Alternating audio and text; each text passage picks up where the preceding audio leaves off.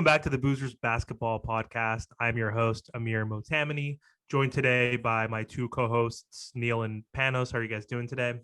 What's up? Doing great and shitty at the same time. Why is that? Because the fucking Celtics lost. That's why. Oh, wow. Look, the truth keeps coming out. Look, as the series goes on, remember an episode, I think it was like the 3 episodes ago, Panos was like, I'm picking the Warriors. And he wasn't as adamant and as confident, showing that he is choosing the Celtics over the Warriors. Right now, you could objectively see he's upset. Right. I mean, the in Warriors my defense, a couple podcasts ago, I did pick the Warriors in 7, but I mean, the Celtics had it. They just shat the bed. Anyways, go ahead. Yeah, I mean, we'll get to that soon. But yeah, it's just fun. I like seeing Panos' true colors come out, so I'm excited to see that energy.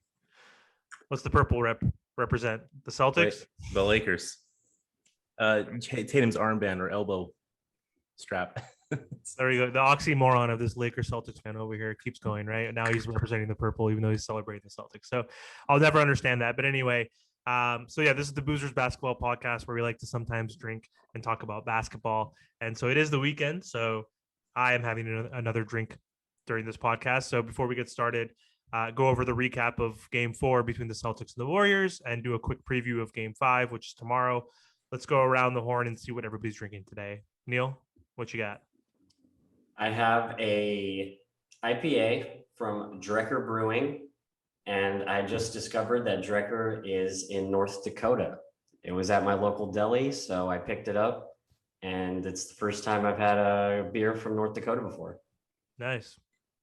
Sure, both of us have probably had one before. We just didn't know we were having one, or just weren't familiar with the brand, right? So I don't think I've ever had one either. But yeah, pretty cool artwork. Panos, what you got today? Not beer, obviously, but it is Starbucks coffee, like the ones they sell in the store in the bottle. It's like vanilla flavor. I'm just trying to get a burst of energy before fucking the gym. So yeah. So basically, sugar milk with a little pretty bit of much coffee. Since I don't have any more pre-workout. What happened? Buy some more. You should take some before you jump on the cast. That shit's dangerous, dude. I mean, so are a lot of other things. I take like 4 scoops, 5 scoops. It's gonna be jittery. Yeah. Okay, well, obviously, do what the recommended suggestion is, which is like 1 to 2 scoops. You don't 5x it. Like, you could still die from taking like aspirin or Tylenol. You're not supposed to take 30 of those, right? I mean, like, I can die take like waking up 4 and every getting 8 out of hours. bed. Exactly. So then you should be taking it. Enjoy it responsibly. So I am back to my basic bitch self again. So I'm going with a Brut Rosé. Lisa's friend's over as well, so I made sure. Yeah, cheers. I'm gonna make sure she has the rest of this. But yeah, excited to talk about Game 4, which was a really fun game. I mean, I'm rooting for the Celtics to lose because I hate them, as everybody knows. But just generally, like as a basketball fan, this was probably one of the most exciting games in the series. Close games. It was a little more back and forth. The Boston Celtics lost 97-107 at home in Game 4 against the Warriors. The story of the game definitely was Steph Curry coming back from a potential injury. He didn't look really hurt to me. They gutted out the injury and had 43 points, I believe, in this game. And I think it was just possibly one of his best playoff and finals games in his career, which is saying a lot. So he did an amazing job of carrying the Warriors to this victory. He was spectacular, and on the road as well, and a must-win game. Like, we all agreed that if the Celtics won that game, most likely it was going to be over, right? It was going to be hard for them to lose 3 straight. And so amazing gutty experience, from Steph Curry, or performance. Excuse me. I don't know why I said experience, but yeah, it was a fun game overall, back and forth, exciting game. Neil, what was your opinion on Game 4? Well, I thought this series would go back to chase for Game 5 at 2-all. One of the things that I said was Golden State's path to victory would involve holding Boston under 100 points, which is exactly what they did. And yeah, you said it yourself. This is probably one of the best performances Steph has had his entire career. considering the context and the circumstances. People were speculating whether the injury would matter, and he quickly showed that it was a non-factor. He came out firing, scored 43 points, had 10 rebounds. Golden State out-rebounded Boston 55-42, which Panos outlined in game 3 was a key reason why the Celtics won. So Golden State got back to getting on the boards. Wiggins had a career high in rebounds, which is great. And that kind of drives the whole defense narrative that Golden State really needed to keep Boston under 100. They hit their sweet spot of 107, 108, which is a number that they've hit a few times in this series. And we got a great series on our hands. Like, these last 3 games are going to be extremely compelling. And it's anybody's series right now, because we know Boston has done a great job on the road. They've already won in Golden State. They know they're capable of doing it again. They haven't lost 2 games in a row. So the trend points to Boston maybe having the edge in game 5, but it's anybody's guess how that's going to go. I'm really excited to see like the conclusion of this series, because I was pretty confident it would be 2-2 after game 1, going back to game 5, but now it's really anybody's guess how this series is going to play out. Why do you think Boston has the edge going into game 5? Well, I'm just saying, like, pattern wise, Boston hasn't lost 2 in a row in the entire playoffs. They have done a great job on the road. I think they're 8-3 or 9-3. So, and they've won in Golden State before. So those are pretty strong indicators that they're not going to be phased in this kind of situation. They came up big in game 6 against Milwaukee, facing elimination on the road. They came up big in game 7 in Miami, facing elimination on the road. This isn't an elimination game, but it's just as important considering the stakes. So I think Boston has proven that they are really good at coming back from adversity, and playing in a road environment is not something that phases them. Yeah, before I get to Panos, Neil, who is this a must-win for in game 5? Celtics or Warriors? What are your thoughts on that real quick? And Panos, you can answer that too before you go into a recap. Well, given the way that both of these teams are able to respond so well from losses, it's hard to say that this is a must-win for either side.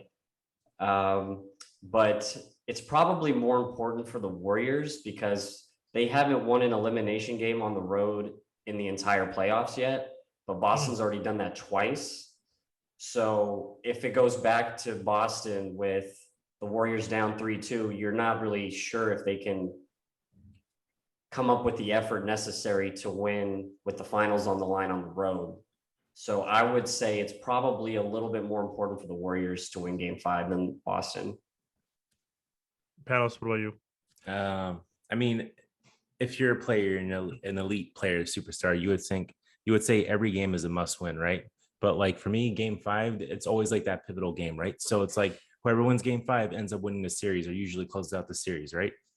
So I honestly think it's the Celtics. Just after seeing game 4, and you look, the camera like shot out to the bench of the Boston Celtics, and they just look shot. Like their confidence was just killed. They look like they just lost the series after that game, especially after that third quarter, even though the Celtics got outscored in the third quarter, but it was only by like 5 or 6 points. But they kept up with them, because the Warriors are usually a third quarter team.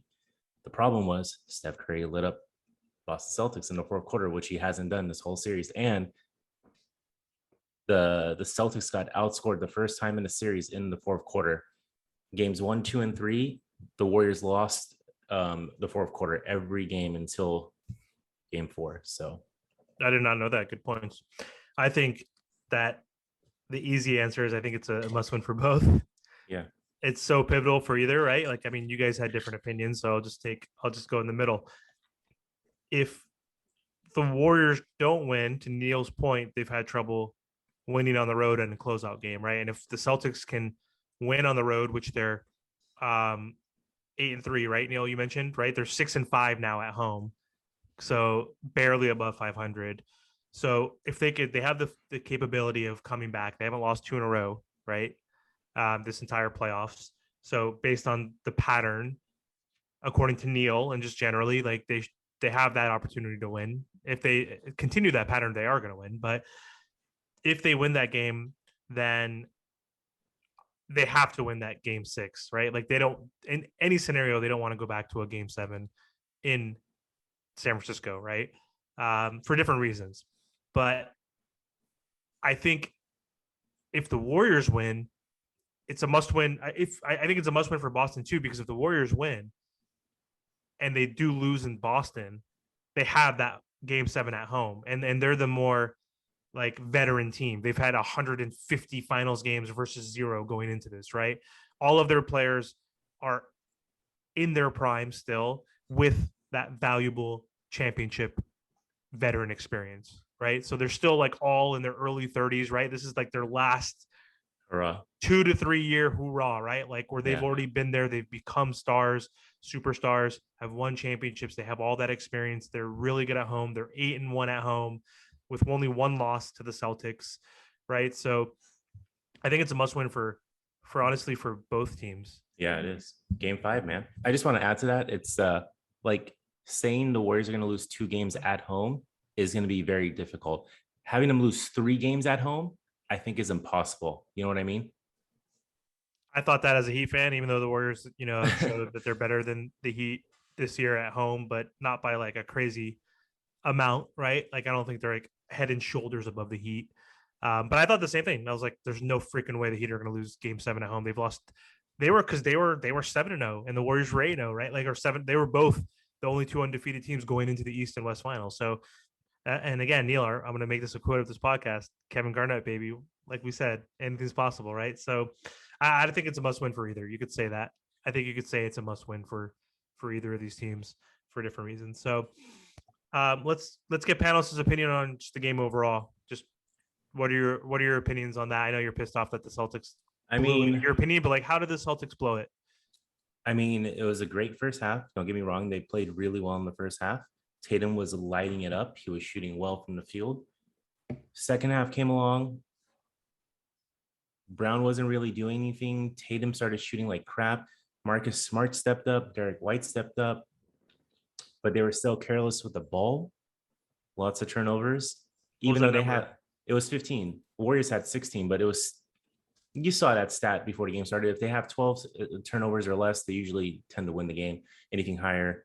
But I was making a point that if the Warriors have more turnovers or the same amount, it's a different ball game. But Curry happened is what happened. The fool had 10 rebounds. How the fuck do you let a guard get 10 rebounds in a game? Who's usually shooting 3-pointers and not like inside, you know what I mean? Like the mid-range. Draymond had 9 rebounds, 8 assists, 2 turnovers, like 4 steals. I mean, Jesus Christ. Wiggins had fucking career high 16 boards. I mean, dude, Looney had 11 boards. Who did?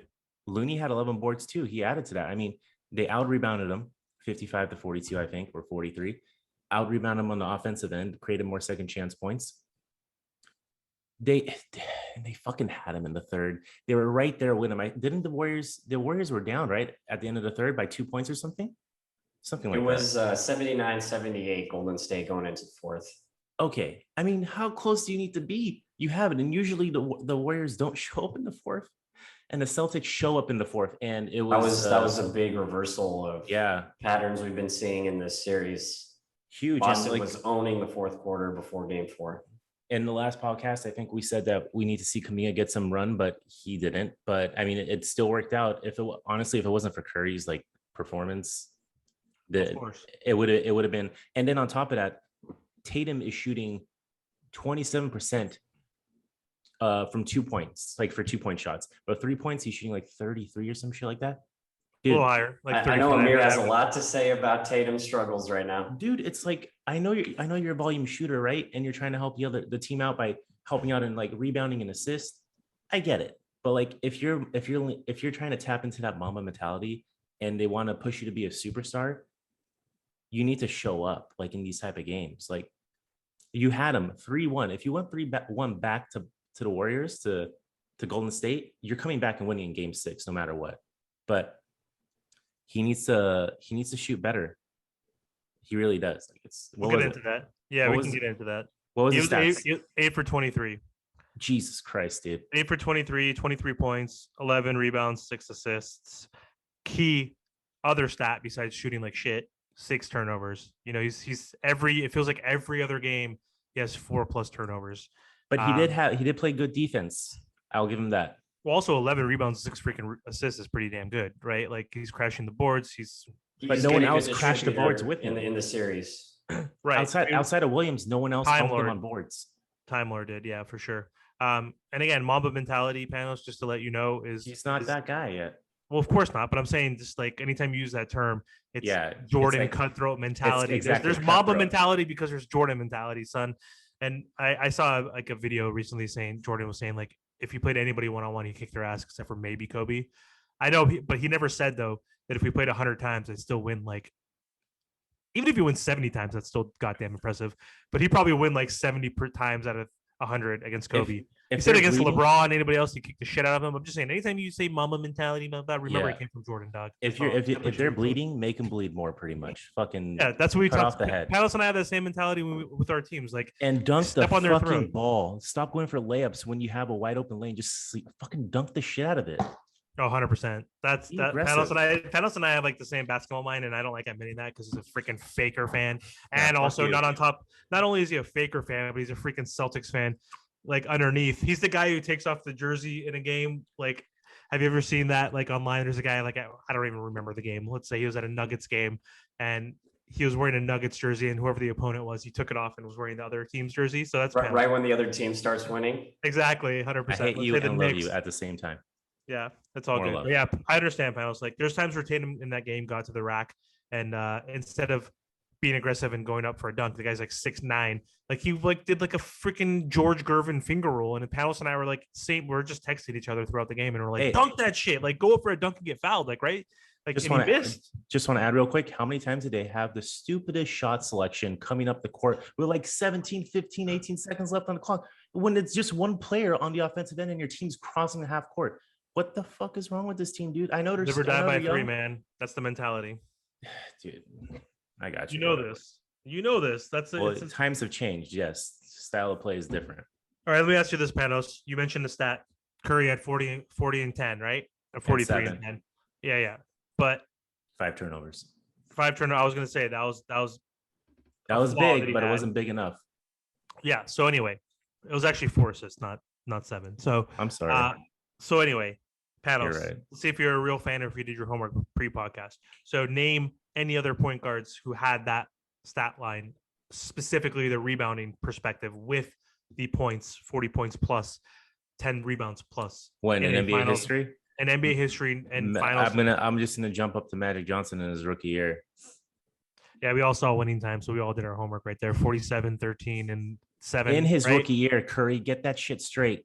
He's 6'9". Shut your face. He's not even a freaking dude. Curry's like 6'3", freaking like actually 6'1". Right? I get it, but dude, it's his rookie year, bro. He did that his rookie year. That's fair enough, but like in every other year, he's 6'9". NBA Finals performance of all time. Exactly. It's actually amazing. Okay, I get it, but like I think he had 7 assists. Until Magic's in his 80s and he starts shrinking, then he's going to eventually be 6'8", 6'7". He's still 6'9".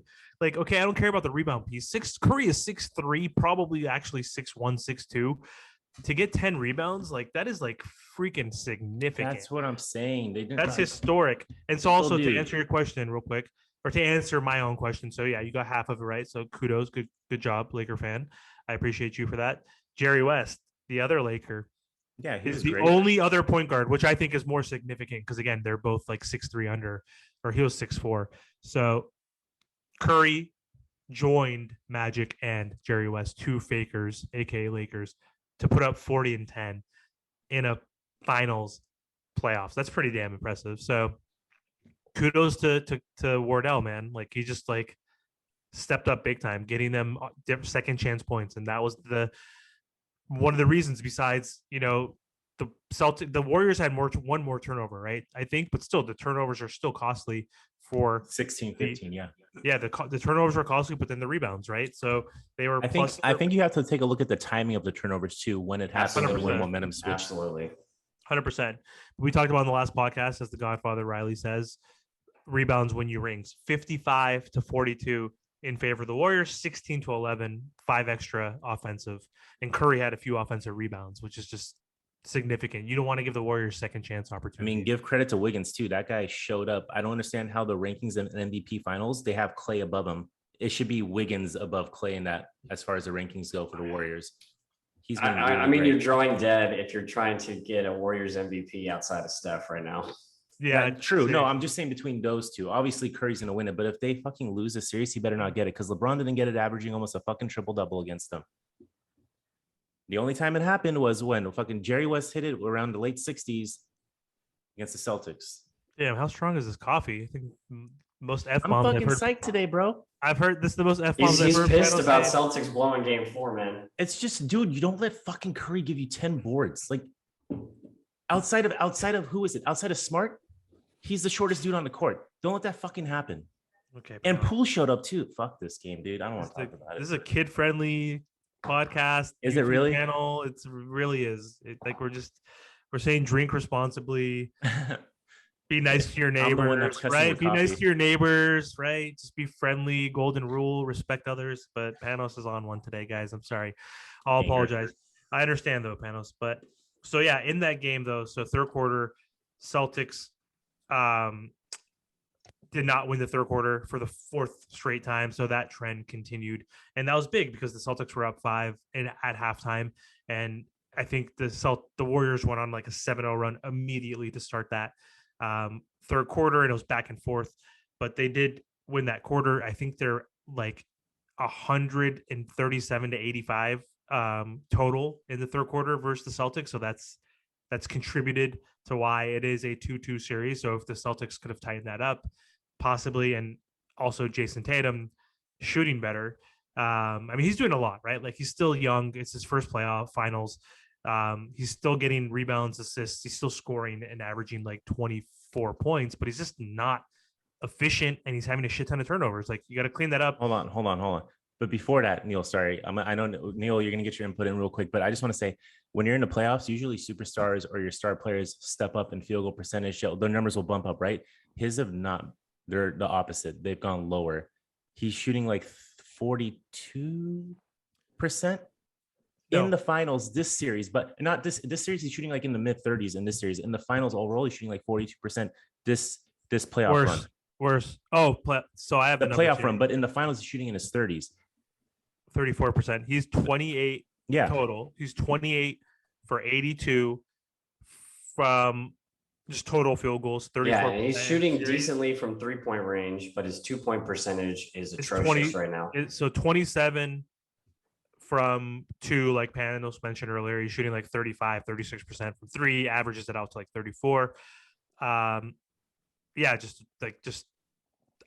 it's not the only reason why the series is tied, but just I just feel like if he's shooting 46, which is what he averaged in the regular season or so, it could be 3-1, right? Like because he was missing timely shots and easy shots. He was taking some tough shots too. Again, thinking he's a Kobe wannabe, right? Like he was taking some hard fadeaway shots and some stupid shots, but he was missing some bunnies and just like normal, like open mid-range shots or like layups that he took Panos that we talked about where he should have tried to dunk it instead of putting it up. So it is pretty significant that he's shooting 34% overall versus like the 46, right? And also, I just want to throw this stat out there. So Curry's 25 from 51 from 3. 25 for 51. He's shooting 49% from 3. He's shooting 49% to Tatum's 27% on 2-point field goals, and he's shooting at high volume. It's probably has similar. Curry hit over 4 threes in every game so far? Yes, 7, 6, 5. We were talking about when's the off night happening? I think before game 4. Dude. And actually what happened in reality was he had his best game of the series in game 4. He's due for one bad game. I mean, there's 3 games. I don't know, man. I don't know if you can bank on that right now. I mean, like define a bad game, like define a bad game, like 30. I was saying like a Tatum 8 for 23, 23. Yeah, 11, but 6, I don't know field goal percentage, but high points. Steph is showing he's a superstar. Like he's showing that like he's not superstar, like one of the top 15 players of all time. Yeah, man. Possibly maybe like number 2. I mean, it's like possible. Anything is possible. Anything is possible, but I have like a hard time thinking like comparing Magic to him as like we don't want to compare it. we'll do this in the offseason, but and then Magic is not a true point guard in my opinion, but what define a true point guard? Like is like Simmons a point? He's 6'10". Like is Curry a true point guard? He's a scoring first point guard. I guess, yeah, but he's more of a point guard to me than Magic, I guess. But like Stockton still, I is mean, a true point guard. Whatever, who gives a shit? They're still point Right, guards. If they're yeah. designated as a point guard, they're a point guard. Like, and it's hard to compare. But I'm like, I don't know if I don't know if he's done enough yet to say he's leapfrog Magic, or has he? Like, I don't know. I'm trying to upset our Warrior fans. You're upsetting all the Laker fans, you phony. You're freaking rooting for the Celtics. As my cousin said, how the hell do you root for like the Celtics the Celtics to get 18 over? I mean, it doesn't look like you're gonna win the series now after that game 4. They look defeated. Anything's possible at this point. All right, let's just switch gears real quick, right? Enough of that game. That's fine. We can talk about Tatum later. What are your thoughts on Game 5? Again, we already mentioned who we thought this was a must-game win for, but just predictions. Let's talk about Game 5 tomorrow night. What are your predictions? What do you think the score is going to be? Let's go with Neil. This is tough because you want to pick Golden State because they have the momentum right now, but winning the last game hasn't guaranteed you anything in this series and in Boston games generally over the past like 3 series now. So I'm going to zig when it would be easy to pick the Warriors. I'm going to take Boston to get the win here. I'm going to go 110-105 Boston. Oh, shit. Say it again, 110-105? 110-105 Boston. Boston's win have been pretty close, right? They haven't even blown them out, except maybe the first game. Actually, both games were kind of comfortable. They won Game 3 by 16, and then they just completely 20-108 the first game. Yeah, they won by double digits both games. Their fourth quarter. Yeah. Damn, North Dakota must make some strong beer, Neil. This guy's delusional. I'm just kidding. All right, so 110-105. Yosh Magosh has got the C's, or the Ticks, as Panos calls them. They're the Ticks. All right, Panos, what do you got? I mean, this is tough. It's Game 5. Both teams are. It's really up for grabs. I don't know. It's. Go with your heart of hearts, baby. I think my gut feeling. I'm thinking the Celtics are going to pull it out in Game 5. I think they have to make adjustments on Curry. They got to make it a little harder for him to get his buckets. It's just hard now because they have some players are starting to roll now. I feel like Poole's starting to get in his groove. Clay kind of got into a little groove. Yeah, but score-wise, it's going to be, I'm going to say 116 to 108, 107. Celtics?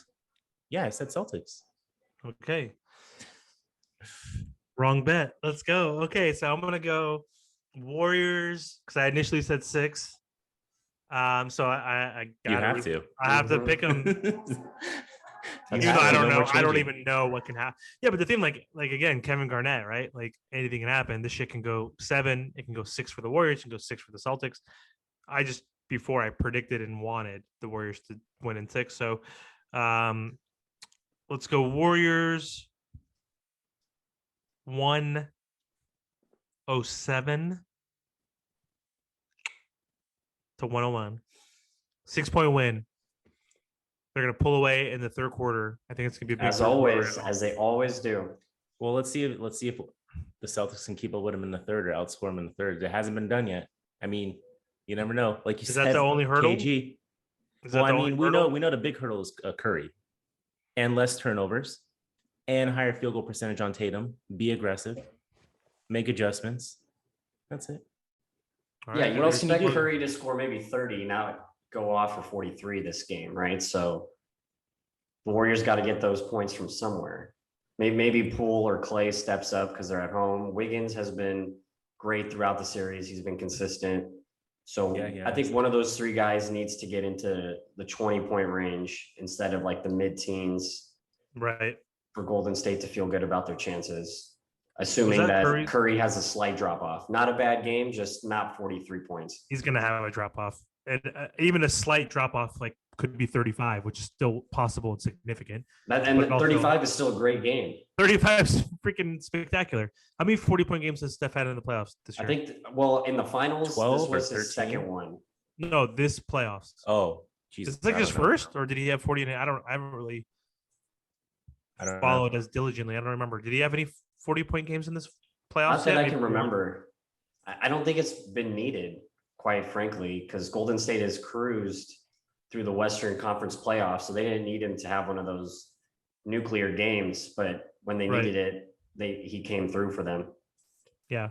Well, just to plug my boy Jimmy Butler, I think he had 4, and which makes it shittier because we didn't have the guys to freaking help him and uplift him, which we would beat in the finals. So again, don't forget this is a junior Miami Heat podcast and a Faker slander podcast. So, but yeah, I just think it's shocking that Jimmy had 4 and that Steph has only had, if this is only his first, because I know a few other players have had 40 points performances, but not many had more than 1. I don't think even Yeah, Giannis. Jimmy was by far the most prolific in terms of getting 40.